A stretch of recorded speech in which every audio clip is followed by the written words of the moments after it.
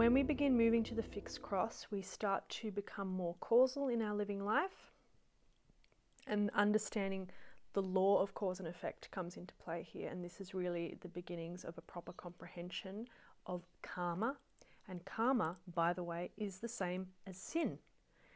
The original, one of the etymological sources of the word sin dates back to this archery term, which means to miss the mark. So it's to move off center. So what does it mean to move with the center? That bullseye aspect, which by the way is connected to Taurus for another video. But this moving with the center is equivalent to moving with the soul or moving with the divine aspect, to move with God.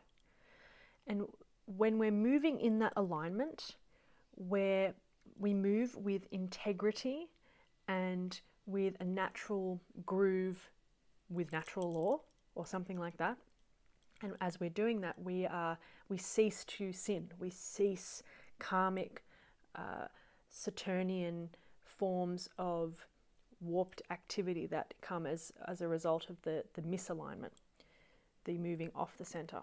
So when we're on the mutable cross and we're identified with the personality, where if we think of that circle again, and the center is the soul or the divine aspect, and the outer layers are the personality, we're literally identified with that which is out of the center. It's on the superficial, it's out there. So when we're moving with that aspect, so we're literally sinning, and that's not to shake a finger. We're not approaching this from a moral point of view here. We're talking about it from a metaphysical law point of view, a occult point of view. So when we're moving from the personality, we're moving from identification with the lower three worlds, which is to be in the Maya, so to speak. We're not awakened to the centralizing principle, which is the divine aspect of our lives. And so it's just a kind of ping-ponging back and forth, not purposelessly, but certainly, we're gaining lessons and karmic patterns here, and we do that as a result of the soul incarnating into matter and gaining all of those lessons until we start to have that awakening and start to move onto the fixed cross, where we begin to centralize into that aspect of the soul. And the more we develop that connection with the soul, the more we apply the love through our living lives, and the more we synthesize the personality, and the more maturity that comes with that across time and all of this, the less we have of the playing out of karmic patterns. And so what happens is, when we say that we're on the fixed cross but we dip in and out of the mutable cross, you're moving with the soul now, but there's still lessons to be worked out, but you're moving through life in the action-reaction aspect of the karmic law thing, and you're going, oh, okay, what's happening here? Okay, I've acted in this way because of this warped belief that I have. Okay, well, so that's not true. So I'm going to deliberately choose to withdraw from that pattern now and act differently. So when we're moving on to the fixed cross, we're making those decisions. We're becoming aware of the true nature of the karmic reality of our life, and we're taking full responsibility, and this is the key word, full responsibility for that which is being played out as the various dramas in our life. And that can be unique for different people. Some people, it's going to really come up with relationships, or it's going to come up vocationally, or with family, or I don't know, with home environment, whatever. It can come up in all these different ways, but people have their certain hooks that are obviously dominant themes that play out in the life. So when we're moving on to the fixed cross and we're polarizing into the soul, we're taking full responsibility for trying to sincerely centralize ourselves. And as we do that, as we polarize into the soul guides the personality aspect into these pockets that of our lives that have these karmic movements going on, to show us what's going on. This is why it's said that when we're moving on to the fixed cross, the Mercury transits, as they go around the natal chart, become of more importance, Mercury and Saturn, because Mercury, it's a fourth ray planet, harmony through conflict. It is said that the Mercury and the Sun are one. It's the illuminating principle. It's the bringing of investigation and inquiry. We're becoming more illumined to those karmic problems. Again, the human kingdom is the fourth kingdom in nature, harmony through conflict. So that's that kind of slightly the ping-ponging and what's going on, and something's not working here, conflict, and then working it out, what's going on here, what's the interplay here, until we get to the harmony aspect. So when we're moving to the fixed cross, Mercury becomes extra important for that reason, and it's not just showing you whatever short distance travels or something as it goes through the third house or something like that. But it can obviously, those outer exoteric delineations can still apply in many cases. But when we're moving on the fixed cross, it's the planets, Mercury in this case, is revealing what the inner inquiry of consciousness is. So Mercury and Saturn in particular become very important. Saturn is the opportunity and the bringing forth of the understanding of the karmic laws and principles, and having to grow in regards to that aspect, opportunity for growth and concentration. And Mercury is bringing this learning, investigative, illuminating principle to wherever it's beginning to touch in the chart. So coming back to the first point, we're centralizing our life. And so now we've got the me aspect, the higher aspect of the Leonian revelation of who, oh crap, I'm the soul, or I'm this cosmic love principle. Okay, what does that actually mean? And now I'm responsible for actualizing that in my living life. And of course, part of the revelation of love is seeing that everything is one. And so what does that practically look like in terms of, okay, if everything's one, then everything is inextricably interlinked, interconnected, interdependent. So we have to then take responsibility necessarily for everything that's going on in our lives. We can't just do that I'm a victim to that, or I can't, blame that person, or keep running into the same conflicts again and just hitting our heads up against the wall. We can still do that. We dip into the mutable cross, as said, but we do that and we go, oh, okay, I've moved out of the center. I've missed the bullseye. What's happening? Mercury. What's going on here? Stop. Look at it. Why is this happening? Why am I repeating this pattern? Okay. Why am I having this intense emotional reaction? Why do I seem to consistently have this? And that thing's happening again. Why?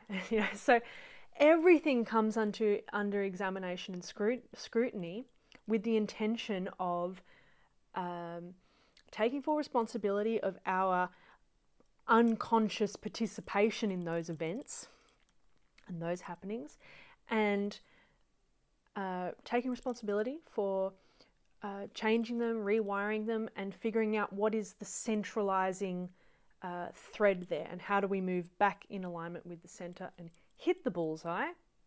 And the more and more we do this, the more our practical human lives come under more and more harmony. So this is what you have to keep in mind with the reality of revelation and realization, is that the effects of your integration and your overall maturity following revelation, expansion of consciousness, awakenings, is that your life should become more and more harmonious.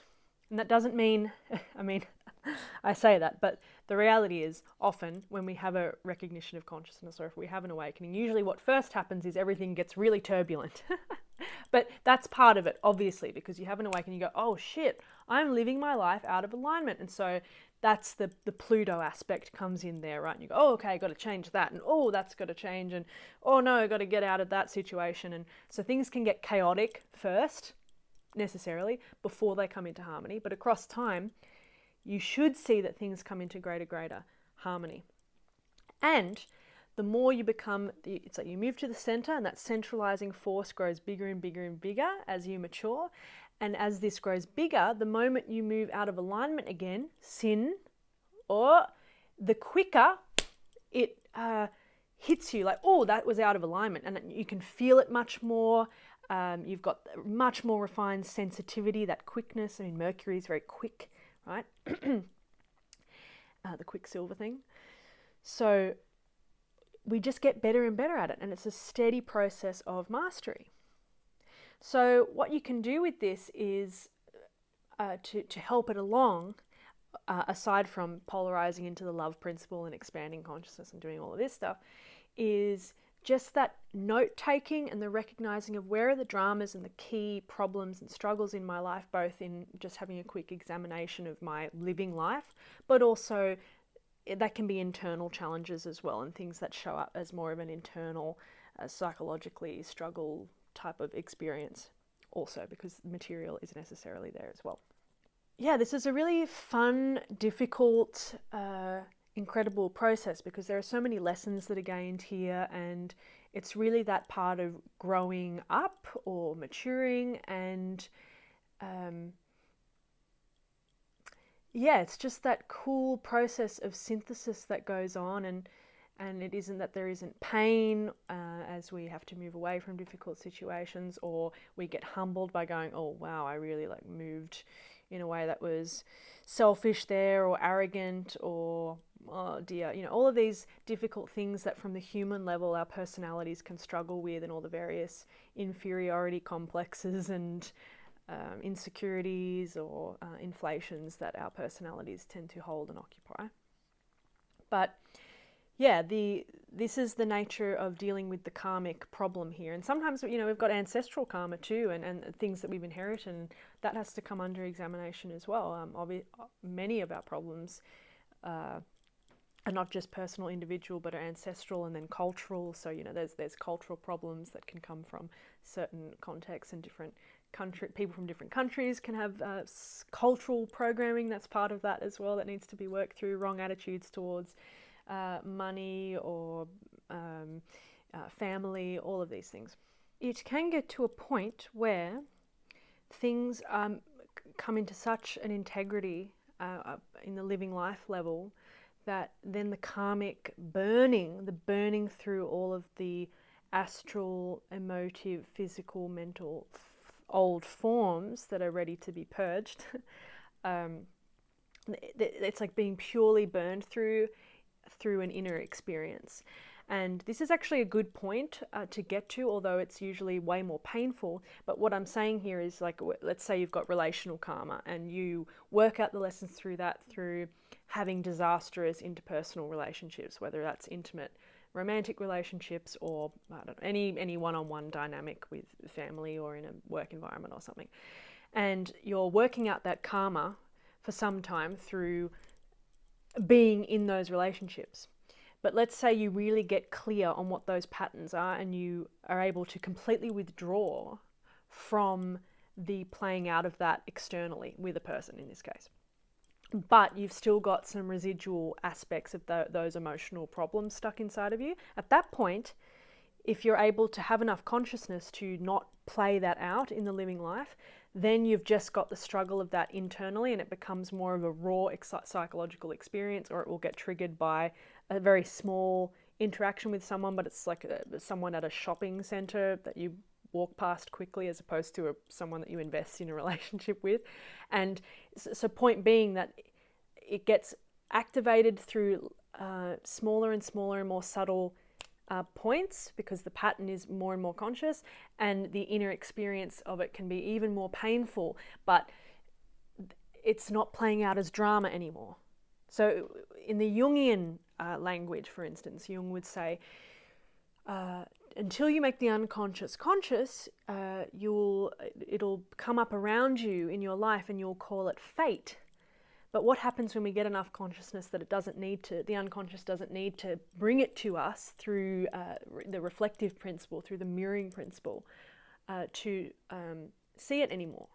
Well, to whatever extent those issues are still there in your body, it just means you're processing it in a full-on, I'm activated in this, and you could wake up and nothing happens in your environment, but you're like, I'm in the pain of that today, and it's whatever. What's the example? Interpersonal. The heartbreak of being really lonely and no one loving me, or whatever. That's like a generic thing, but you could just be in the heartbreak for 2 weeks straight, or 3 months, or even a year straight. But you're not playing out the heartbreak of being abandoned in relationships anymore, or something. So the point is, you could get to a point where your life is actually harmonious and there isn't karmic disasters playing out around you anymore. But if there's still material there, it'll just mean that you're going through that in a really intense, internal way, going through the psychological process of that integration, burning, synthesis. So it's a different kind of struggle, but it's a good sign that you've got enough consciousness now that the disaster isn't playing out in the living life and creating drama around you, and you can get to a point where the living life is stable, even though your psychological state may be a bit unstable because you're moving through this dense, heavy, past, painful material, etc. So in summary, the more we move with the soul and the more we centralize into the soul, this brings more consciousness. The more we're moving on to the fixed cross, our mutable cross experiences become a learning ground where that mutability and the action-reaction is coming under the view of the soul, and that in the pondering and contemplation of the soul with the responsibility of the individual taking care of their own problem and making the right decisions, integrating, synthesizing, healing, bringing it all together so that we, in full recognition of our causal, the way in which we're causal in our lives, and yeah, just bringing the personality into a relative harmony, even if that requires, which it always does, difficult decisions, sacrifices, renouncing of certain addictions, or leaving certain karmic patterns, or taking the courageous step into a different direction, even though everything from the past wants to keep us back in the safety of blah, blah, blah, all of that. So with that said, I hope this has given you a little bit of an idea of the karma problem, and particularly when we consider that in terms of what it looks like practically when we expand with the soul and then beginning to reorganize and reorient our living lives. And by the way, if you're struggling with this, or you want some guidance or someone to ping pong back and forth with and get a bit of inspiration or more clarity, this is what I'm here to do. This is how I help people. You can always work with me, links below if you want to get in touch with that. Okay, so with that, we'll leave it there, and I'll see you next time.